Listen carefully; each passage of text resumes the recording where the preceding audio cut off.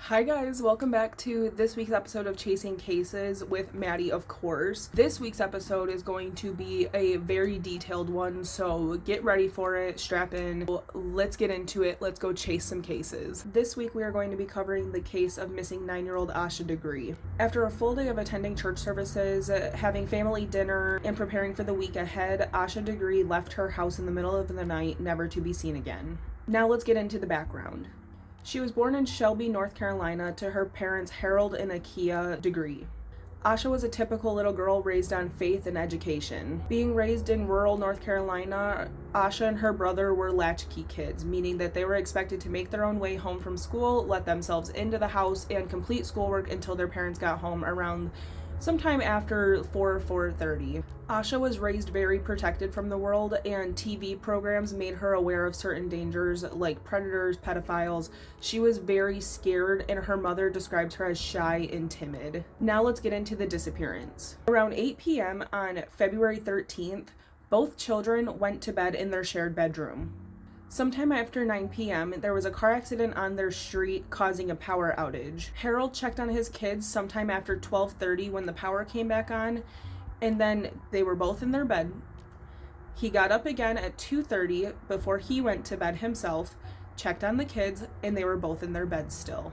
After Harold's last check, O'Brien, Asha's brother, had heard a creak from her bed, and he thought it was just her rolling over in her sleep, when people believe that this is the moment that Asha got up out of her bed and left the house.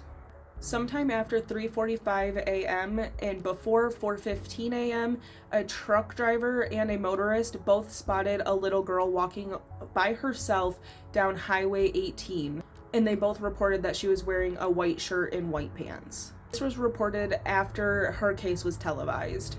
The motorist said he circled back 3 times to make sure that he had saw what he had saw, all of that, and by the time he had circled back, Asha had ran off into the woods. Now, I'm going to get into Akia, Asha's mother's account of what happened.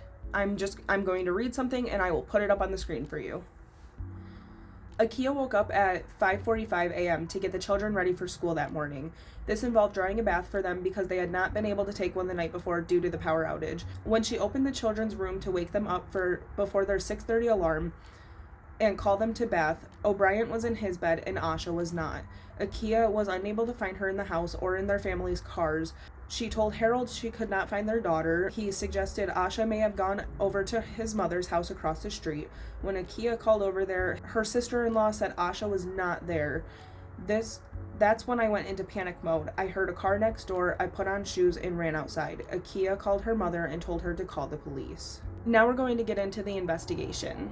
By 6:40 a.m., the first set of police officers arrived on scene. After completing a search along the surrounding areas by the Degrees household, they had come up with nothing besides a winter glove that Akia claims did not belong to the Degree household. On February 15th, candy wrappers were discovered in a shed at a nearby business along the highway near where Asha was last seen. Now, I have another excerpt I'm going to read just real quick. In August 2001, Asha's book bag and other items were discovered during a construction project off Highway 18 in Burke County near Morganton, about 26 miles north of Shelby. It was wrapped in 2 black trash bags. The worker found it and said the book bag contained Asha's name and phone number. The FBI took it to their laboratory in Quantico, Virginia for further forensic analysis. In February 2020, on the anniversary of Asha's disappearance, the FBI confirmed that the book bag contained a copy of Dr. Seuss's McGillet's Pool and a t-shirt depicting the band New Kids on the Block.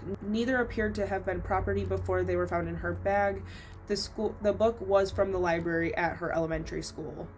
Years after the disappearance, authorities concluded Asha was kidnapped sometime after she left her house. And now we get into the aftermath. The Degree family has taken steps to fight to keep Asha's name out there so she is never forgotten. They have created a scholarship in Asha's name for a local child in the area. In 2001, race car driver Travis Kittleston had Asha's picture plastered on his stock car for that racing season in hopes to bring awareness to Asha's case. Gaining media attention by appearing on Montel Williams, America's Most Wanted, and Oprah Winfrey. And the last step by authorities was they have released age progressed photos, and that is it. There has been no more updates. There is currently some active tips going on, but as of now, that is all the information that has been revealed to the public. With that being said, that is the end of this week's episode. I really hope you guys enjoyed it. This one has been near and dear to my heart because it's just so out of the ordinary, and everyone explained Asha would not be the type to just get up and leave her house.